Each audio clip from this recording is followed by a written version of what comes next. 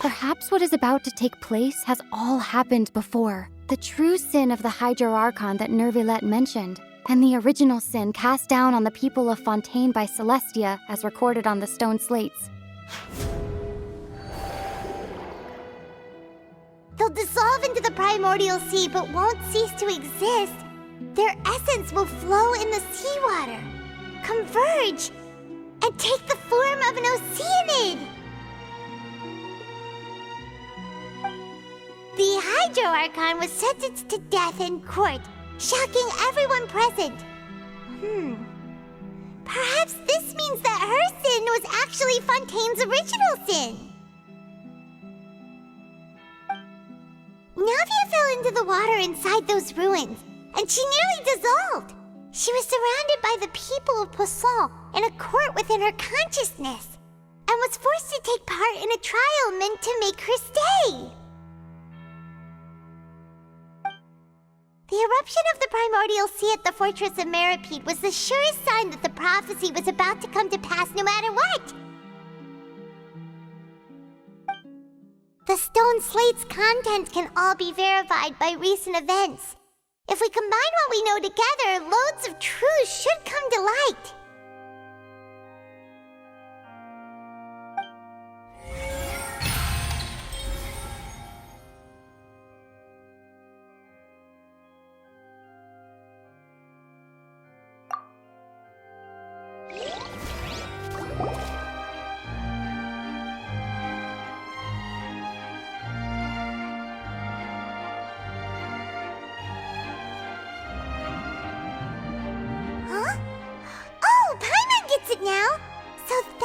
You can make sense of it.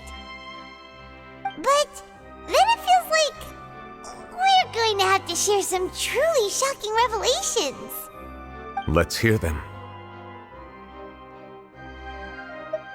Incredible! Linny, did you hear that? We're not real humans. All Fontanians were originally created by the late previous Hydro Archon, with Oceanids as their basis. The evidence for that can be found in how only Fontanians could dissolve in primordial seawater, and how all the girls Vacher dissolved were also turned into Oceanids. Oh, and according to Navia, when she was about to get dissolved, she also saw everyone gathered around for a trial, all of them in the shape of Oceanids. Indeed. Yeah, and it follows from the content of the first slate that she probably angered Celestia by creating humans without prior permission. That could also explain why the Oratrice judged the Hydro Archon to be guilty. It's to account for that ancient sin. The Hydro Archon's true sin was creating us? And yet, after many hundreds of years, the Hydro Archon's creations have turned around to try to judge the Archon within the Opera Epiclese. The twists of history are often the most unexpected of all. Yeah, isn't the image here just like when Navia fell into the sea? So wouldn't it be trying to show the image of the Hydro Archon also falling into the sea once the prophecy has been fulfilled in the fourth slate? In the end, the people will all be dissolved into the waters, and only the Hydro Archon will remain weeping on her throne. Only then will the sins of the people of Fontaine be washed away. Did Paimon get all that right? You've made some keen deductions. I must say, given how much you still don't know, it is impressive that you've already managed to connect so many pieces of the truth. However, while you were able to decode all the information on the slates, they've also been etched with an additional layer of hidden information using a different power source. When we were at the ruins, I tried to decipher the hidden information recorded in the slates. But since we only had 3 slates at the time, I was unable to come to a full conclusion. Now that the slate collection is complete, I shall make another attempt to decipher the narrative recorded within. If everything goes well, we should finally be informed of the unadulterated truth.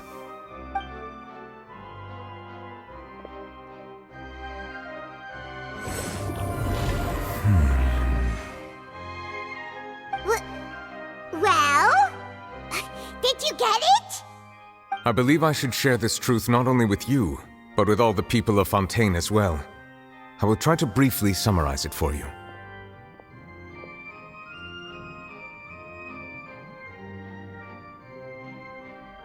Your hypotheses regarding the origin of Fontainians and the sin of the Hydro Archon were both correct. In the Fontaine of old, the previous Hydro Archon sensed the yearning of her Oceanid familiars for life on land.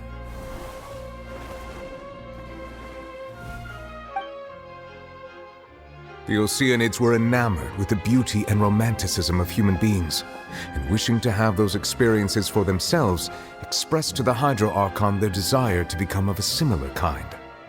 However, even though water as an element is intricately linked with the power of life, the Hydro Archon, as one of the seven, did not possess the authority to create a new form of human life.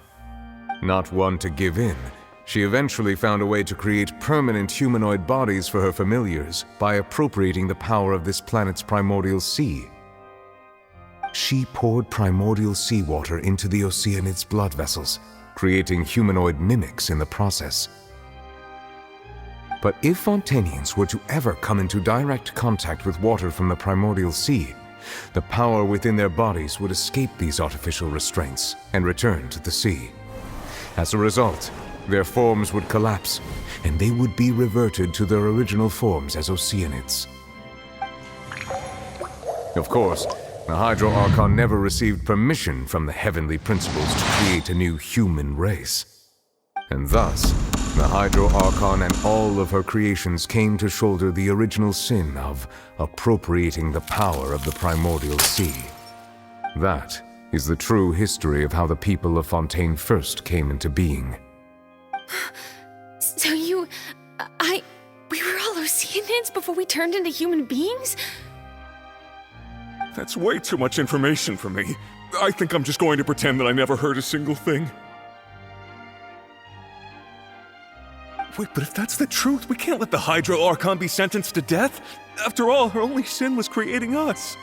This really might be too much information for your regular Fontainian, but it does answer a lot of our questions. Alas, your hypothesis regarding the third and fourth stone slates was inaccurate. The slates' respective positions are, in fact, correct. A key point of the visual on the third slate is how all the individuals depicted in the water are humans rather than Oceanids.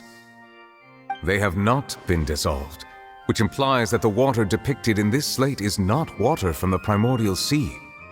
The nation of Fontaine is the nation of Hydro, as well as the nation of trials and justice. Instead of being the literal element, the water in the scene symbolizes judgment and justice. You may also recall Navia's experience. When she fell into the sea, her consciousness was surrounded by that of many others who intended to hold a trial to determine her fate. Therefore, the meaning of the third slate is that the people of Fontaine shall try the Hydro Archon at the court of justice. Yes, it refers to our present situation. I think I'm following now.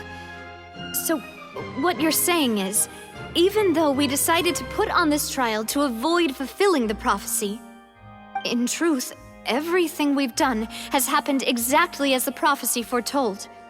So now, it seems, we're the ones making sure it comes true. What should we do? No matter what, the prophecy will be fulfilled. Is this what it feels like to be a prisoner of fate? If that's the case, does that mean the scene in the fourth slate will also be fulfilled soon? Traveler, I would like to point out another small fallacy in your deductions.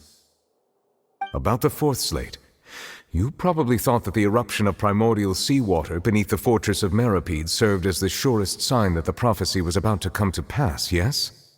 However, I believe that rather than being a sure sign, that eruption could in fact only be a small warning of something far worse to come. As for the root cause of the catastrophe, I believe you've already encountered it once before.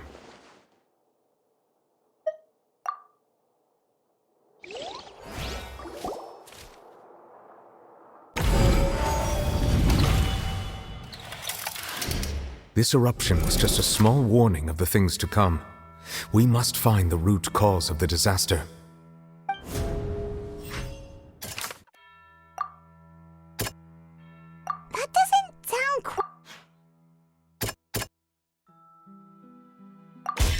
It was both dream and reality. If we're talking about a true culprit, that could only be that thing inside the primordial sea, right? The truth, the original sin, the trial, and the root cause of the disaster.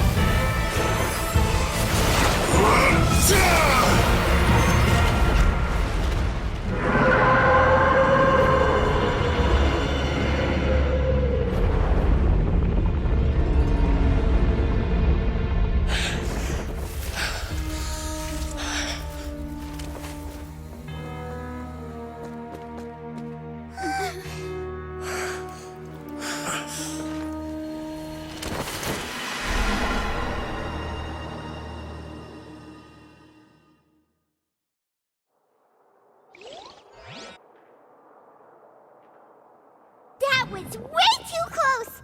How did that thing just burst into the Opera House? Wait, was that the huge whale you saw in your dream? So we've met it at last. I understand very well why it has chosen to make an appearance here. That whale does not belong to Tevat. It is a monster that has traversed the stars, weeping all the while. It has been greedily consuming the energy from the planet's primordial sea, using it to grow. That is the main cause for the rising sea levels. And once it has finished consuming all of the energy contained within the sea, its next step will be... You said that when the Hydro Archon first created Fontanians out of Oceanids, she filled their blood vessels with primordial seawater. Precisely. That whale finds the blood of Fontanians nigh impossible to resist. Therefore, when it left the primordial sea, it decided to make its next stop a packed opera house full of food. Food in the form of Fontanians. We just barely managed to push it back, right? In that case, won't it come back to target the people again once it's managed to recover its strength? That is correct. Indeed, it is more accurate to say that we should thank that Harbinger for buying us some time. Without him, the whale would have likely come onto land far sooner. From the way he looked, he must have been fighting the creature for quite a long time. That battle maniac. We've always known that he had a special connection with that whale, but we definitely didn't expect it to help us out like this. Anyway, now that we know that this whale is the actual cause of the disaster recorded in the prophecy, all we need to do to stop the prophecy would be to find a way to beat it up, right? It is too late. It had already absorbed too much of the primordial sea's energy before we could notice it. At this point, it has become practically integrated with the sea itself. Even if the entirety of Tevat were to be destroyed, it could still survive and swim off towards some other world. That's not something I will accept. We've already done everything we can, and we even found the true culprit. We've come so far. You can't just tell me that the last hurdle is some impossible foe.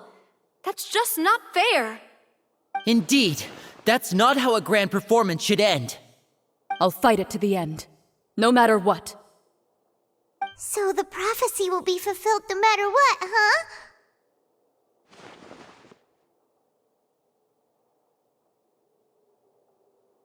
The prophecy.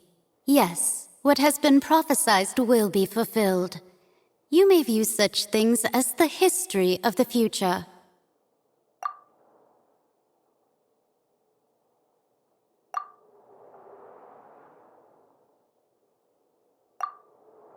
Just as prophecies are usually only the future as seen from the perspectives of the gods, could things be happening in hidden corners where the gods' gaze does not fall? Ultimately, fate shall serve as your only guide, no matter what will happen in Tevat's future. All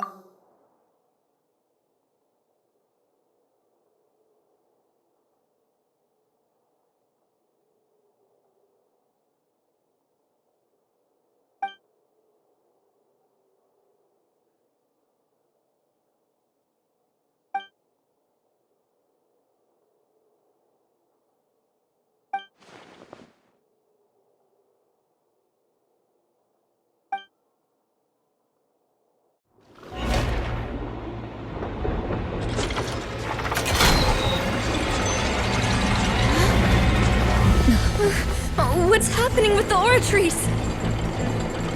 I believe it is preparing to carry out the death sentence.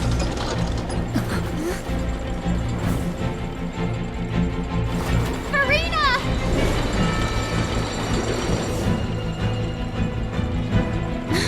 No, I still need answers!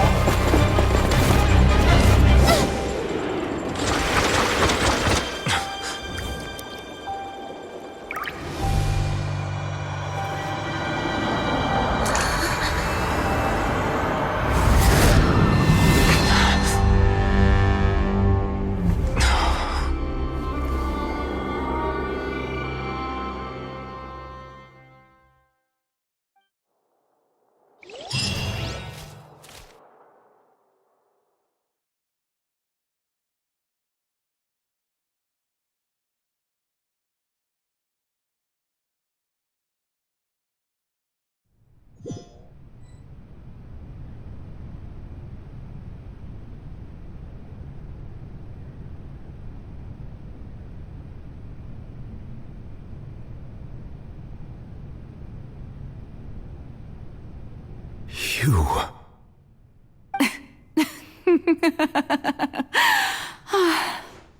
Sorry. That shocked expression on your face is just too amusing. I couldn't help myself. You are not Farina. Who are you? The sweet sound of bewilderment. Marvelous. A sure sign that my attempt to deceive everyone was a resounding success. But to answer your question, I am Focalor. You know, the god. Focalor. Why did you deceive us? Oh, that wasn't my goal, of course. Goodness, no. But I had to fool everyone else too, if I was to stand any chance of deceiving the heavenly principles. Deceiving the heavenly principles? It's all because of that pernicious prophecy. Dreadful, wasn't it? Everyone doomed to dissolve. Fontaine condemned to be flooded. One was not amused. In fact, one was positively bemused when that problem was thrust upon me by my dearest predecessor.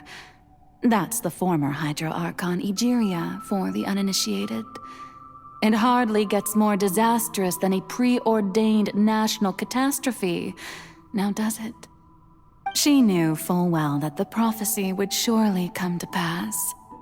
And as one of the seven, she also knew full well that one defies the heavenly principles at one's peril. So yes, as you have no doubt surmised, it was a rather impossible situation that I found myself in. I spent a terribly long time mulling it over, alone on the ocean floor. And I was almost growing barnacles by the time I finally realized there was only one possible solution to this confounding conundrum. I had to outwit the heavenly principles, allow the prophecy to be fulfilled, ostensibly at least, while saving everyone at the same time. I'm a genius, I know. I can only assume that's why Egeria chose me as her successor. Although, looking back now, it was hardly the inheritance one dreams of. Between the task of saving the nation, the quotidian duties of the Hydro Archon, and not to mention the original sin of creating a new race of humans, I dare say she left me quite a colossal mess to clean up. But one can only play the hand one is dealt. I did not choose this, any more than I chose to be one of her Oceanid familiars. So you were also once one of the Oceanids, transformed into a human by Egeria's hand. Yes, I was. I always dreamed of becoming human. And I still do, even now. In my eyes, to be human is to be part of the greatest opera ever known. After becoming a god, I separated my divinity from my body and spirit, leaving behind only a self that was as naive and bewildered as my past self on her first day as a human being. The me you see before you now is that divinity, and the human counterpart I left behind, I named Farina. She could feel joy, sorrow, and everything in between. She could be as vain and conceited, or as meek and vulnerable as she wished. Her strengths were of a kind only a human could possess, as were her shortcomings. But in my eyes, Farina's humanity was what made her perfect. She was perfectly human in every way. The person I always wanted to be. Anyway, so then I cursed her. All part of the plan, of course. The plan to deceive the heavenly principles. Do you still remember the final scene of the prophecy? The Hydra Archon alone, weeping on her throne. In order that the prophecy might appear fulfilled, I invited Farina to be an actress, to play the part of the Hydro Archon in the prophecy. Under the curse I placed on her, so long as I, Focalor's divinity, continued to exist, she could not die. But nor was she free to live her life in the pursuit of happiness. Instead, she was forced to take the stage in the opera house, to embrace the role of leading lady, to forever play the part of the god from the prophecy, all to create a deceitful appearance of that prophecy coming to pass. I suppose now you probably understand why your court is called the Opera Epiclese. But Farina is only human, isn't she? Even though she has had a long life, her mind is no stronger than that of any other ordinary human being. I cannot begin to fathom what she has had to endure. It must have been torture for her.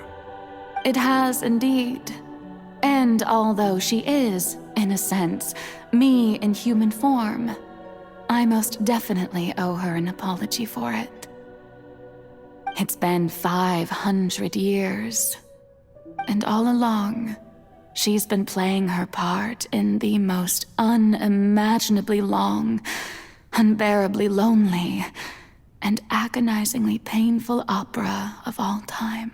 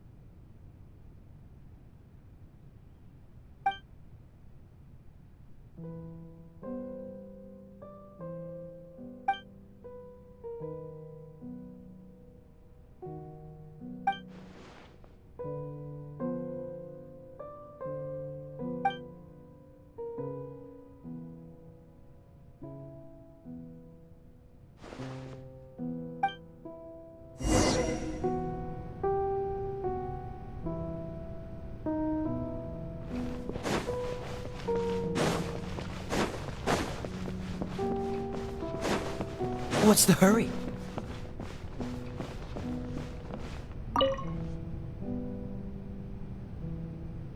Oh?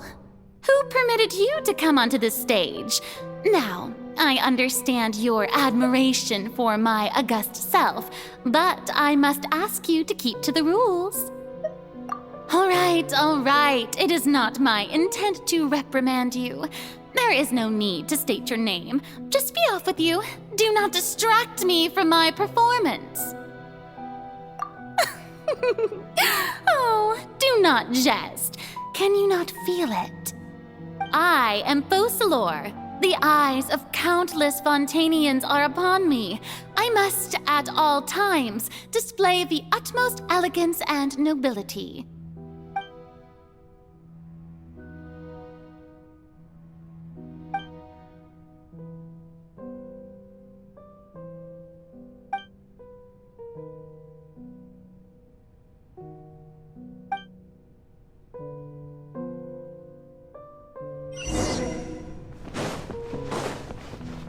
Dear audience, the performance is experiencing a technical difficulty, but worry not. The guards shall resolve it soon enough.